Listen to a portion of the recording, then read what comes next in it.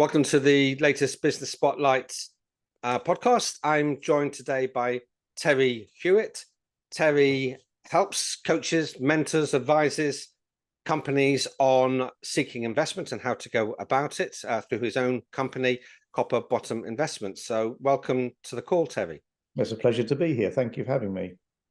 Well, you're welcome. It's an interesting space, isn't it? When a business is in the right shape and place to start to seek investments, it's a bit like being a parent. I can imagine the business owner isn't quite sure at what point they need to go about it and how to go about it. So tell us a little bit about your experience in working with companies today. Give us a flavor of what you do. So we get approached, as you can probably imagine, we get approached by lots of companies at the moment, all different sizes, from startups to well-established businesses. It's pretty tough out there at the moment, and I'm sure you know. Investors are sitting on their cash a little bit more than they were 18 months, 2 years ago. So the important thing is when we're talking to these businesses is for us to be confident that they are in the right space, they've got the right products or services, and that they are, as a business, scalable. Because if we introduce them into our investor networks and our investors start saying, well, this is rubbish, we don't like this, they're not going to get investment. It's unfair to say that you've only got one shot, but if you view it that you've only got one shot, the important thing is to get it right. And getting it right is being investor ready. So part of your challenge is, part of your qualifying process, I suppose, is to look at companies and say, well, you're not quite there yet, and further work needs to be done, rather than take them into that journey straight away. I think it's fair to say that it's very unusual that we'll be presented with a deck where we'll say, yeah, this is absolutely perfect, you're investor ready. It does happen, and generally these are the guys that have already had some help in thinking about what their business strategy is from a sales and marketing perspective, how they would scale up, and more importantly, how are they going to spend the investor money that comes into the business.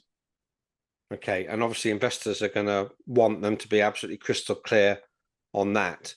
So what sort of, if somebody's watching this who's thinking about looking for investment in their company, they want to scale a company, they want to grow, what are some of the mistakes or perhaps misunderstandings they may have in the early stages of that process, in your experience? That's a good question. One of my favorite sayings is, I don't know what I don't know.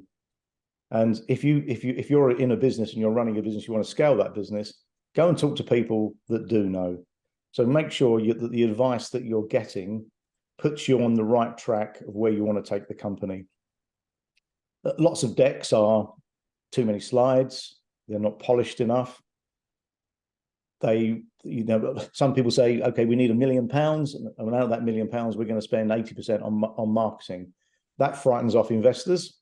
So the idea is to say, okay, we'll pilot, we'll test, we'll know what marketing works for our business, because we want to take our turnover and, more importantly, our profit in the right direction.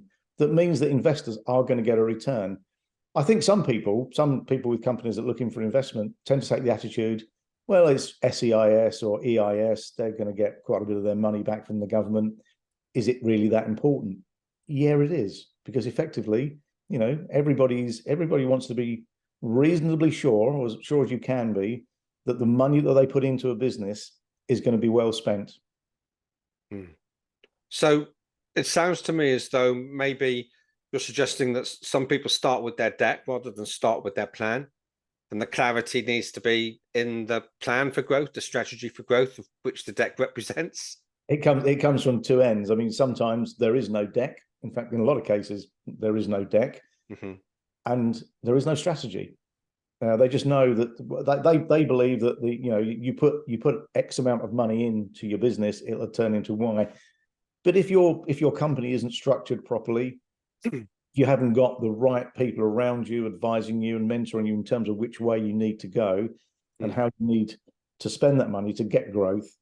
It's a matrix of opportunities, and you have to put down one side on the matrix what you're trying to achieve, and above it, what are you going to achieve it with? So your products and services and the way that your company is positioned and where it sits within its market, Does it know the competition? Does it know other companies like you that have exited, and for what multiples have exited for? So it's always worth spending the time looking at what's out there, what's been done. Something, plagiarism's great. It's all right to emulate companies because they've been successful. Yeah. So understand that the timescales that you're working to probably won't be in reality what the timescales will actually be.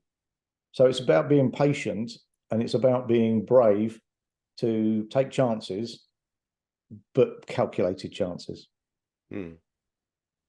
I can imagine, and I don't know, this is far more your space than mine, but when I'm working with businesses and talking about their marketing strategy, I often emphasize that it's not really about the business, it's about the benefits and the opportunity to whoever's buying the business's products and services. I wonder if it's a similar sort of story when you're marketing the idea of investment in your business, that it's actually more about the investor, perhaps weighted more to them than it is to the business.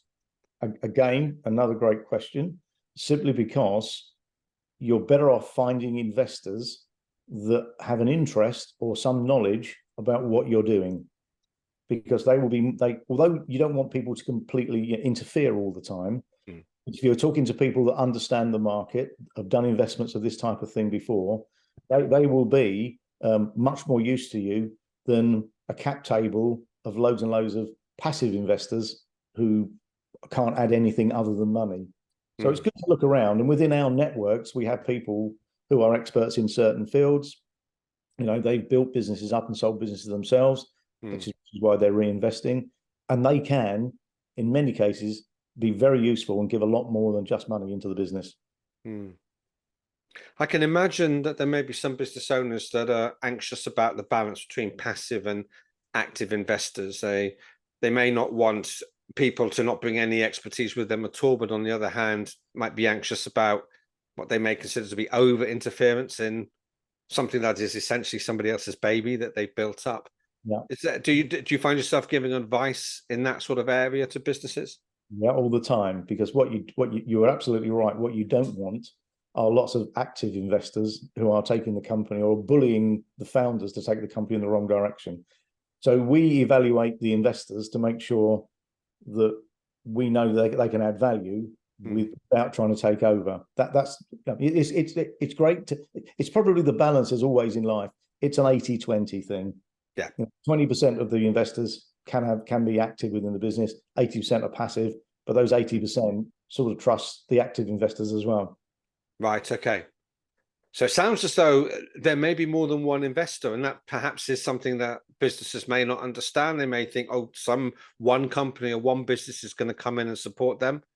It sounds that there may often be a combination of investors investing in the business. Yes, it depends on the starting point. If you're a relatively young company, you can qualify for SEIS and then onto EIS, but then you may be looking for angel VCs at the other end. So family office type things where you're bringing in large amounts of money.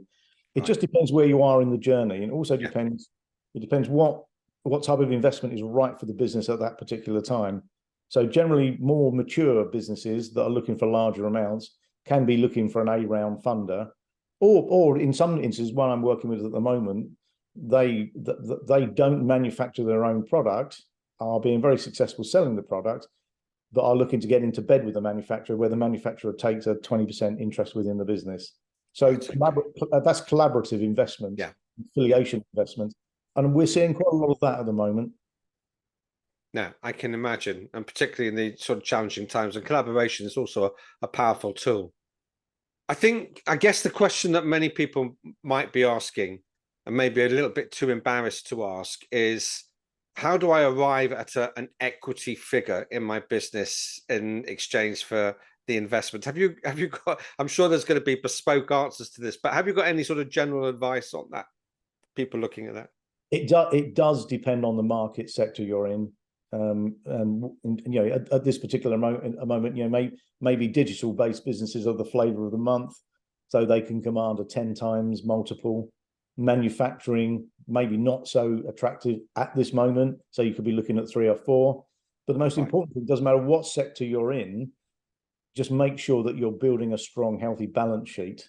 Yes. because basically the ability to take cash off the table as a part of the deal is attractive to someone that's looking to buy you.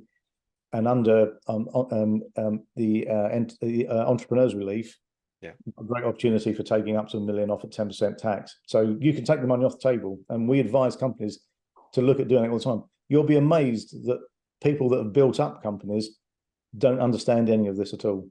Hmm. So what advice would you have for somebody that's beginning their journey of exploration and investment? What's the starting point for The point is having a good understanding, of, first of all, of your product or service. Generally, most people do. Be realistic about the value of the business, because we've all seen Dragon's Den, where they come in, they want £150,000 for 2% of the business, and the business has turned over £200,000. That's the bit about talking to people like us that understand how to value a business and how to make it attractive to investors. Because a lot of investors, if they've come in and it's working, will probably come back and take another slice as well, and which is much easier to go back to the existing cap table and talk to people rather than having to constantly going out looking for new investors all the time. So be realistic about it, and be level-headed. That's that. If you don't do that, you're going to get problems. I think that's really sound advice, Terry. In fact, we've covered quite a lot of questions in this session already that I hope will be of use to people. Thank you ever so much for your time today, and I'm really looking forward to shining a light out there for other people who need to look at what it is they have to do in order to secure investment to grow their company. So thank you very much for your time. Absolute pleasure. Thank you for having me.